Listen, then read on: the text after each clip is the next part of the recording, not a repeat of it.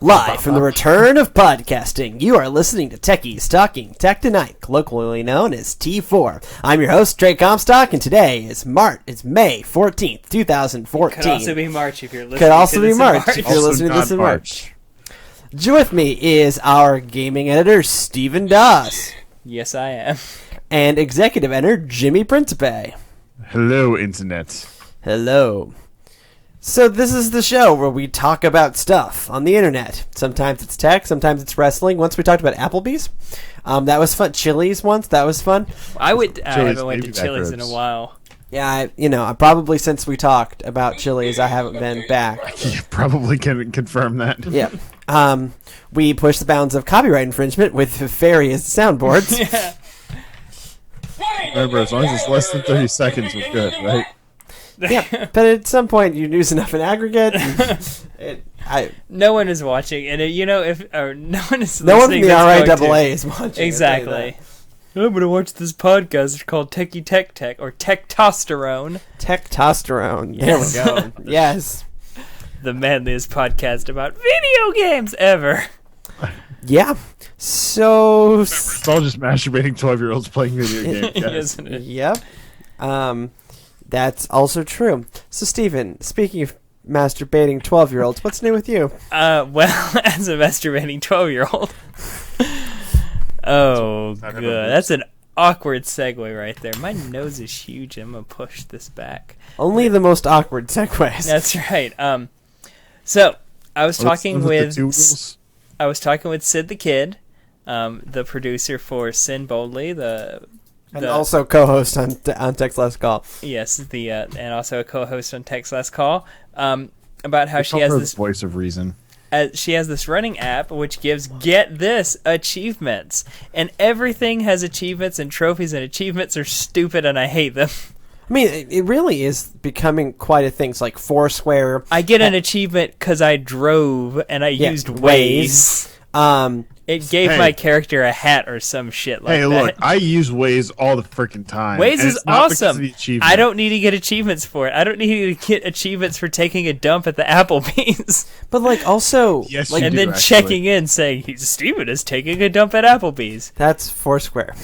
But also, like, cars will now give you like achievements for green driving, like. Some of the electric cars and stuff will try. I've seen that. So, like, the Fords, you'll, like, grow little leaves. I think it's Ford. The Ford Fusion has leaves, yeah. You'll grow leaves. Honda and Nissan each have their own, like, gamification system for green driving. But this crap works. I mean, yes, I guess. because we live in a world of instant gratification, I want to hear the ding. Yay, I did it. Look at me. I'm so great because everyone gets a trophy. Even though you suck at soccer, little kids. I have to learn some fundamentals, bitches. I do have to admit that when I'm playing it, for some reason, PlayStation trophies I don't care about, but Xbox achievement points I care about. I was about to say because it doesn't go to your gamer score. There isn't a gamer score. And as we all know, no, exactly. And you look at people's gamer scores on Xbox, you're like, oh my god, that score is ridiculous. Right, and so like I look at my gamer score is like 9,600, and so I look at my gamer score, yes, and when I get more achievement points, I do get a little, it feels good on the inside. You get a little half chub. I feel good deep down. I hear that noise and I go, yes, achievement points. And then you get some achievements. It's like you wrote your name. Congratulations. Doesn't matter. All achievement points. You were slightly above a monkey. I mean, I am not one of those people who will actually go back and replay a game for achievement points. Sometimes I totally will. On Xbox? Yeah, what games have you tried to 100%, Jimmy?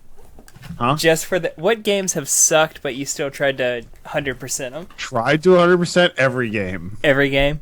See, I'm not that kind of gamer. But then I get to the end of it and I'm like, fuck this shit. You have to find 60 Duke Nukem trophies or whatever. See, that were in Halo, the skulls, where you had to like figure out this like awkward ass way to get. You could know where they were, and it was still a pain in the ass to try to get up there. It was always in some like hidden tunnel, or like you had to jump just next to the family of primates or something like that. that you had to kill with this very specific weapon. Yeah, and then a skull popped out. That happened to me. I got really into Grand Theft Auto 5. And I got to the point where, like, I was, like, in the submarine chasing the barrels of waste. That game? Yeah, there's a submarine in that game. You didn't beat that game, did you? No, I sold my PS3 before I... Right. It's actually involved in a story mission, but one of the things you can do after that story mission's long over is you can collect waste. There are 22 waste barrels stationed underwater all throughout that, because basically the game's set on... Isn't actually set on an island, but that game is actually an island. No, it is an island. If you look at the map, it's an island. It's an island. Yeah. And so...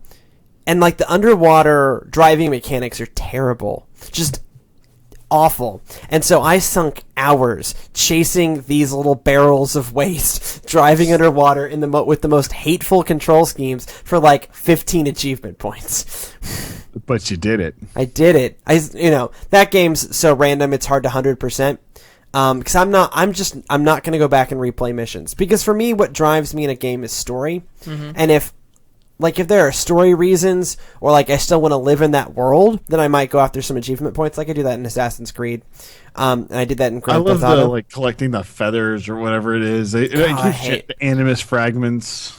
No. I mean, I'll get them if I see them. The feathers in Assassin's Creed 2, and there's, like, no... It's like, I love the feathers! No. Well, Mamma mia! You need the feathers for the feathers, and also... I think that's racist. That's how you unlock He's dead now. That's how you unlock the headdress that Cher wears and that... No, that's how you unlock the last weapon. That's how you unlock the battle axe. Is after you... I know this because I was really into getting all of the weapons, and I was so mad that I didn't, but I wasn't about to go get all the feathers to get the last weapon. And I wish I knew this stuff, like, when I was starting the game, because then I'd try hard. Because it's like, I don't care about these feathers. These feathers are stupid. Well, they make your mother feel bad, all over and so frickin' Rome, and there's trying to get stupid feathers. And you get like a little story, whatever, because you have this conversation with your mother, and possibly my favorite part about Assassin's Creed 2 was building up my estate. I loved, like, sim architecture. Italy. I rather enjoyed that as well. It was kind of fun, and then, like, I also really enjoyed that my estate had a fighting ring in it as well. But random intervals, I could just jump in and, like, duke it out with people. But see, I mean, I like that. I really think that Assassin's Creed 2 and Assassin's Creed 4 did that mechanic really well. I liked the idea of building up my ship, right? That was really meaningful. Build up the jackdaw. And I really liked building up... Did you pay for the jackdaw upgrade? Okay. Can't. No. You can't just, like, throw that out there like, oh yeah, I built. Look at what I did. You paid the $1.99. Yeah, I did pay $1.99. But what you get for $1.99, so I paid a total of $4, and you get two things with that $4. One of the things you get is you get all of the plans for the upgrades, because you want to know I hated the underwater missions, and so by paying $2, I get out of having to do any of the underwater missions, which I found pretty hateful. The other thing, stupid barrels with the air in them. Right, like I really hated that mechanic, and so I paid $2 and I got out of that mechanic. The other thing I paid $2 for is a supply upgrade, because what you start to realize as you want to progress in upgrading the jackdaw is metal. You just never have enough metal, and you have to battle more warships. Obviously, I know I battled like a ton of warships, but I just was not accumulating metal at a fast enough rate. Mm-hmm. And eventually your ship gets good enough, you can get to areas where there are you are like taking out men of war like it's nothing. Like I was taking in like 3 men of war at a time and sinking them. And then that's the way to get some serious metal. But until you get to that point, it takes a lot to, like, farm metal. And so I got a supply drop, a one-time thing where I got enough metal for a specific upgrade. So yes, I did pay $4, but I also still sunk dozens of hours into upgrading the jackdaw. The jackdaw. So, I mean, I really get into that kind of stuff. To me, that's a better gamification than achievement points, because it has meaning in game. Right. If you get, you give me something that will make, because, generally speaking, I'm pretty bad at video games. If you give me a mechanic that I can grind and make the game easier, you bet I'm going to grind and make the game easier. So I will, level up my Pokemon, or I will upgrade my Jackdaw, and that kind of, RPG-ish style gamification really hits me. Well, it's interesting that you mentioned that because, like, even though Dark Souls is a hateful game that purposely sets out to hateful kill you, game. That is one of the things that you do. You go, okay, I'm gonna sit in this area and just grind for an hour to upgrade. You know, get more skill points, get more whatever. Mm-hmm. So Estus flasks. Do you get more Estus flasks? Please explain to me about Estus flasks. I don't know. There's lots of fire involved, though. Can you get them in the Azure cloud? Yes, they're all. Are they available in the Azure cloud? I do wonder what server architecture powers Dark Souls. That would be an Probably interesting. Azure. It's to the internet. Yeah, who knows? Pornography. Check. I mean, That was last episode. I recently had to send my demo reel in to a potential employer, and I sent in the episode entitled Schindler's Lust. You made your choice. I felt a little weird about that. that's a good choice. I really enjoyed that. A good choice. We really did try to get you to actually name it Schindler's Lust. And I with did. no asterisks. And And I you did. still put the asterisk? I put the asterisk We in. actually, where were we? It was at the bowling alley with my wife and our friends, and we looked up the synopsis for Schindler's Lust. We also found the trailer for Schindler's Lust. I've not watched the trailer yet. I might do that tonight. It's No Wife Week. I can watch trailers for Schindler's Lust. Yeah, it's yeah. So enough about Schindler's Lust. What you do in your free time is none of my business. So Jimmy, Anyway, how is your sex life? what's new with you? Speaking of Schindler's Lust. So speaking of Schindler's Lust, mine is totally enterprise tech. Oh yay! I know it's the sexiest tech that there is. The sexiest tech. So, first things first. So Microsoft is announcing a Surface Mini next week. Uh-huh. They haven't officially announced it, but Yeah, it's gonna be I'm pretty sure. it's gonna be like 7.5 inches, costs like $350. Come with a stylus. I heard 8, Oh. but yeah, my source inside Microsoft. Yeah, that's the nominal 8 inches though. The So if it's greater than Nominal 8 around inches? 7.4, they can call it inches an is pretty 8-inch big. class. 8-inch class, like 8 television. inches is pretty big. Yes. You know. It's not the size; it's the motion of the ocean. But see, I like this is 8 inches. I'm holding Don't whip it out. No, Trey. Trey, you're supposed to keep those things off the internet. I those really of hope you watch the video and not listen to it. Exactly. For those of you on the audio, I am holding up an iPad Mini. It definitely is mini. Oh. It's also 8 inches. Baby hens, man. I mean, whatever. It's a I am baby's arm holding an apple. To put in perspective, this would be a great for the video viewers. This will put my baby hands in perspective. That I can't even fully span the entire width of an iPad Mini. Okay, I have little baby hands. Baby hands. I'm a baby hands man, which is often I'm gonna buy a 5.5 inch iPhone when it comes out just to see how my baby hands handle it. Like, It's like, hold on, I gotta make a call. Whoops, slipped again. Yeah. So you're talking about Surface Minis, And then we started talking about penis sizes. Yep. well, one of us did. I want to see where that conversation goes. So Surface Mini, Jimmy. Aww. So, anyways, it's coming out next week, and I'm totally buying one. Yeah, Per our previous conversation about me and my need for an 8-inch tablet. So you need a good 8 inches. Sometimes you just need the right length in the right place. Yep. Yes, Yes, absolutely. I think it's the right size for the application. It is certainly, and it has the. Does it run smooth, or is it a little rough going in? It depends what it's powered by. My understanding is that the pen will be smooth as butter. Nice. Yeah, but I'm why really worried. can't why can't Well, just because anybody the pen make is a good smooth as butter. stylus? That's the claim. The claim here is that this has the Wacom digitizing layer, and so OneNote integration, whatever the hell that means. There's lots of air quotes on that. Yeah. if my issue with those things, and I've talked about this before, is the delay. Mm-hmm. I draw and I handwrite a lot of stuff. Use Handwrite the one on the Surface Pro, right? I have. It's pretty good. It is pretty good. It's this like a tiny little bit of delay, but it's not so much.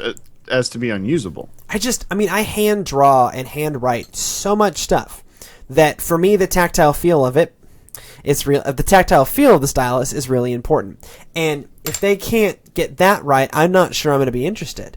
I have hope for this. A $200 device with a stylus. But it's not going to be $200. No. By that I mean, you give me a device that anyone else would sell me for $200 with a stylus that kills it. I'll pay $350 for it happily. Sure, I'll pay $350. If that stylus works, I'll replace my. I actually think it'll be $400. It'll probably be iPad mini with that price. Replace my at this point barely functional LiveScribe Smart Pen, and not because the pen's broken, because their software is the worst.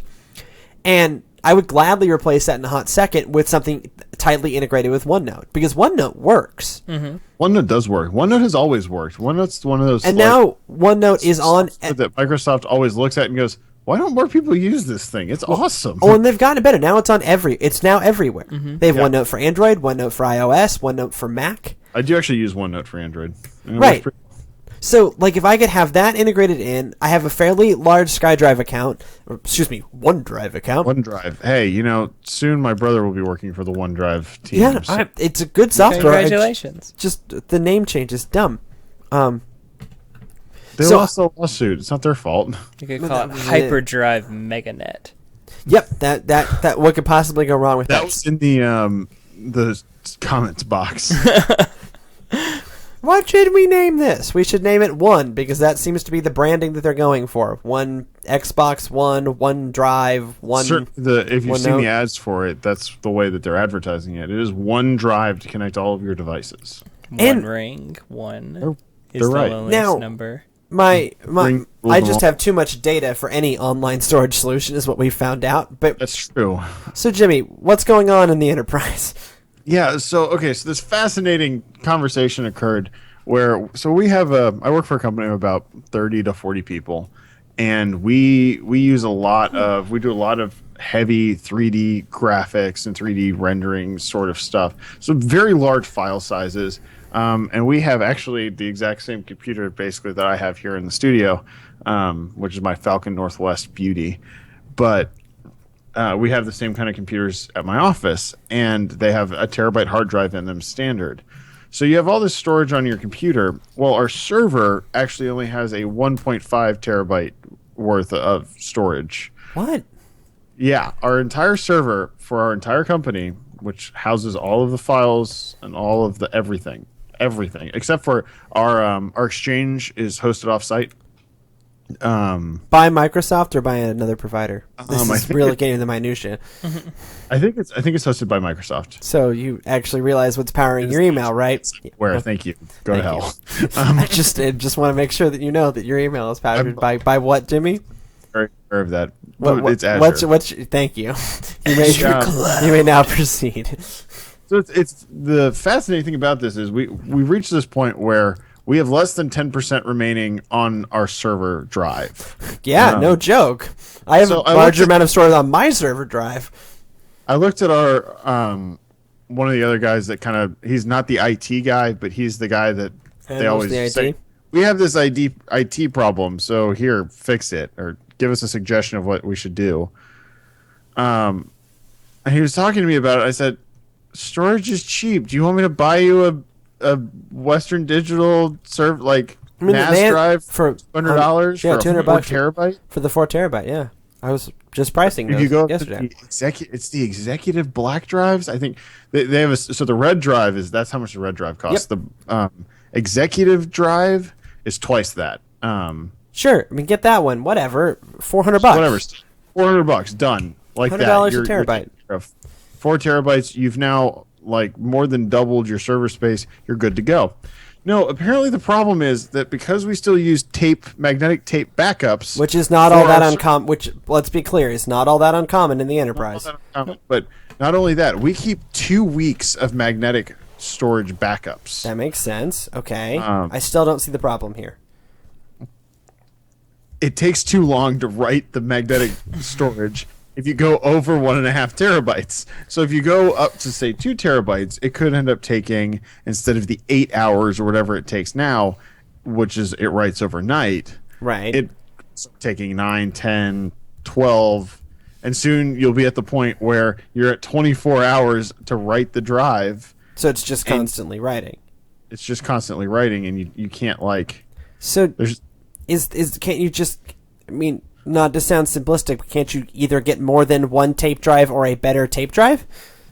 My solution was then just do 2 tape drives. I don't understand. Right. Just write 2 tape drives simultaneously. So, or even just have 2 separate drives, each with their own one. So 2 separate 2 terabyte drives, each with their own tape drive backup. So then, me being me, I suggest. I was like, well, why don't we just go to the cloud? To the cloud.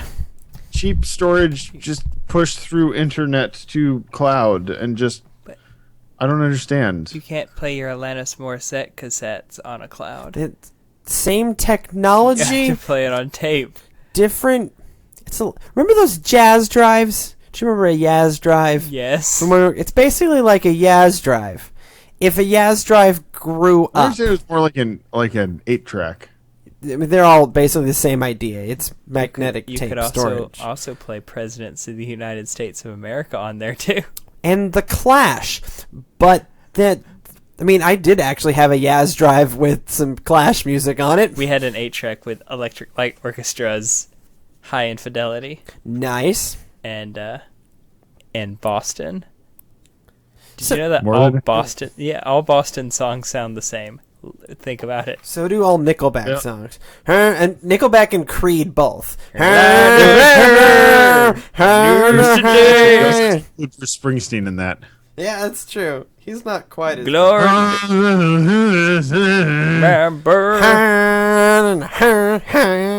Or actually, and Bob Dylan. No, Bob Dylan. whoa, Bob Dylan's a whoa. little different. Bob Dylan's first of all slower and less melodic. So Bob Dylan is kind of He like doesn't understand like how to sing a tune. He can write one, but Right. he doesn't understand how to it's sing true. it. so it's like what is it? listeners Times that they like Bob Dylan. are. This is Bob Dylan. Times they are. No, they're not. This is Surfer. How many roads must Yeah. a man walk down? My dad's a big Dylan fan. before you can call And him a him man? and my uncle are both huge Dylan fans, and I've been mocking them about this for years. And the theory that we've come up with is that Bob Dylan is actually the original rap artist. Make him because- say, na na na na na. 2 times speed in the cassette player for it to work right. Right, and he's doing more rap than singing, and the notes that he writes do not match. That man can't sing. Bitches ain't shit, but hoes and tricks. Lick on these nuts and suck the dick. Yep, that's pretty good as Bob Dylan goes.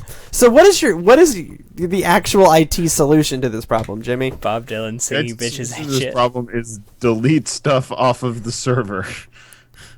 Quite literally, this has been the solution to the problem. We spent Which I said, 15 minutes "You talking guys- about something, and the solution is just hit delete sometimes. But that is Delete the non backup files was the answer. storage is so cheap.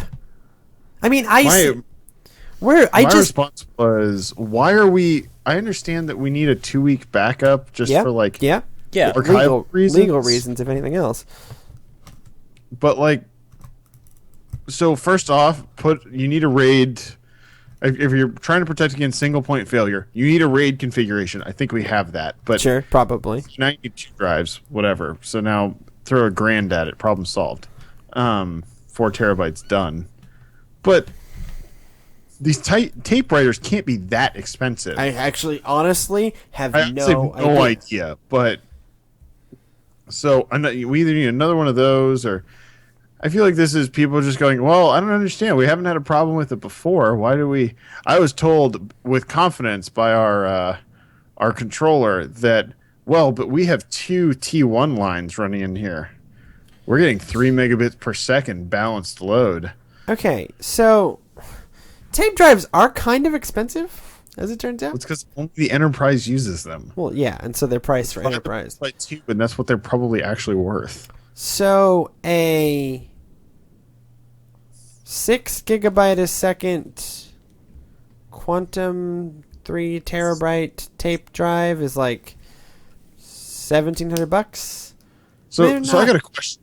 Uh-huh. So if it's 6 gigabit per second, You know what else is 6 gigabit per second? SATA. A SATA drive. Yep. Why don't I just get the SATA drive? Well, because you'll be constantly. I mean, I get it, right? You'll be constantly. Tape is a useful format for that kind of cold backup. I get that. But what I don't get is the unwillingness to upgrade the tape drive. Yeah, so we're in this standoff where we're just delaying the problem until we are actually going to solve it. And then I was told that it was going to cost something like $2,000 to host 2 gigs of storage on the internet. 2 gigs or 2 terabytes? 2 terabytes, sorry, of storage on the internet, until now that they were out of their damn mind. But I mean, hosted by who? I have no idea. I emailed them the Amazon pricing list. Yeah, talk to EC2. I mean, I'm looking at that for here in this studio because we're in the process of upgrading to 6 terabytes of cold storage here, because of what I'm going to talk about here in a second. Let's say you want 10. Let's say you want 10 terabytes. Yeah. So it's 10 times 30 cents or 3 cents a gig times 1,000. But that's for $300. That's $300 a month. Bytes that you'll download, that you can download instantaneously and has all of the backup you could ever want. That's yep. If you're okay with reduced redundancy, that goes down to $240. So what does reduced redundancy mean in this context? I think it's I don't know. Amazon has a whole explanation of it. I've got it here.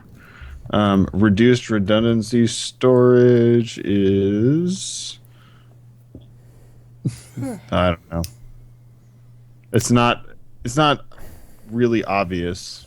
Sure. So we've been talking a lot about storage wars, and that's kind of what I have been involved in here at the studio for the past 3 days.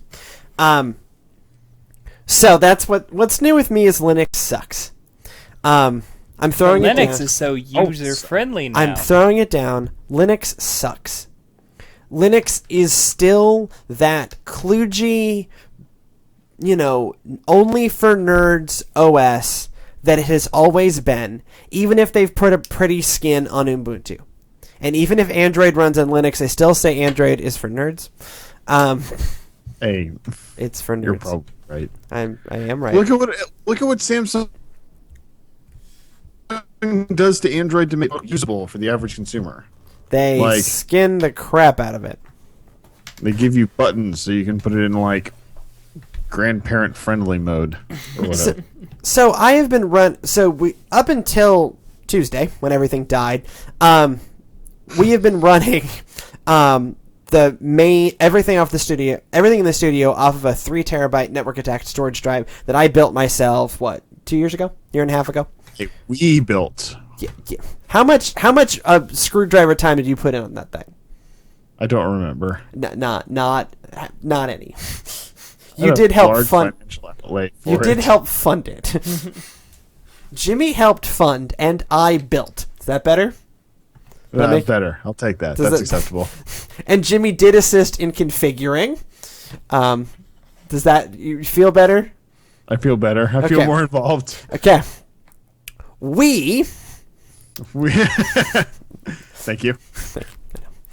We built a 3 terabyte network attached storage drive that kind of is what powers our studio. It stopped working on Tuesday to the point where I could not access the data, which is a problem. And you would think, now the drive's not corrupted, the data still exists, but I couldn't get to it.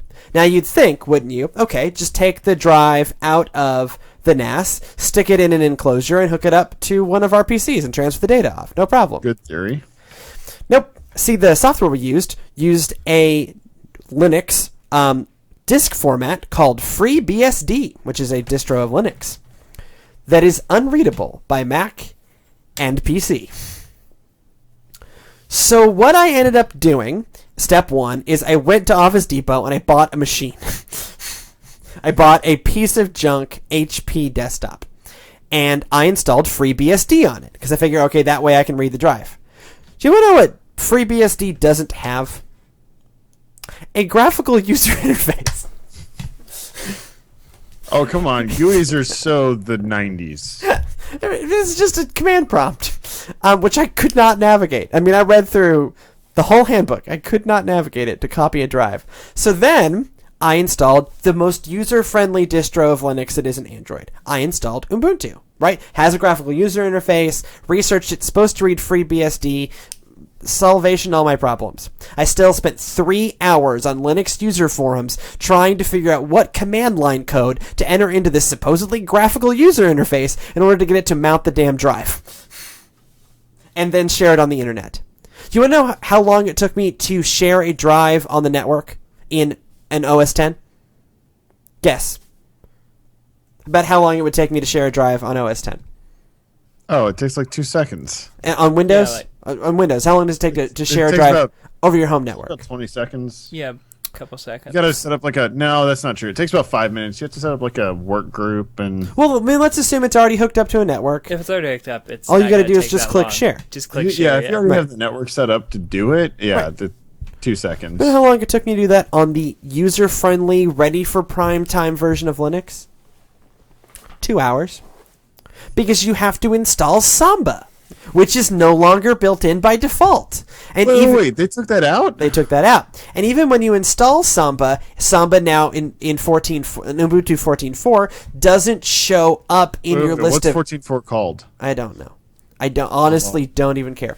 At this point, I will figure this out. 14.4, it doesn't even show up in your list of apps unless you uninstall it, type in some code, and then reinstall it. Then it will show up in your apps. And this took me 2 hours of reading forums to figure out, I installed Samba. Why does it not work? And yeah. So I have a beef with Linux. It is trusty tar, by the way. Trusty tar. Yeah, no, not so like it ended up... As opposed to 13.10, which was saucy salamander.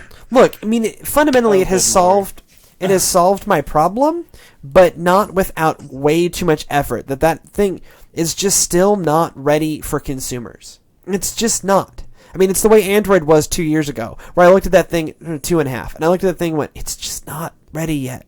It's just not. Like, that thing is undercooked. And the Linux community thrives on, you just type in sudo, and I want to take that and sudo them in the... Yeah.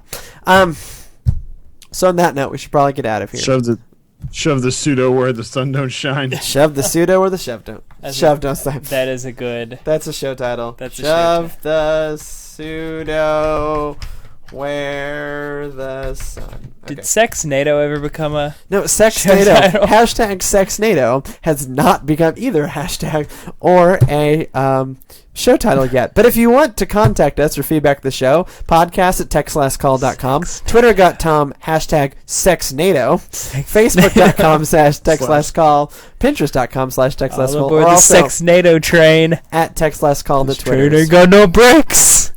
Good night.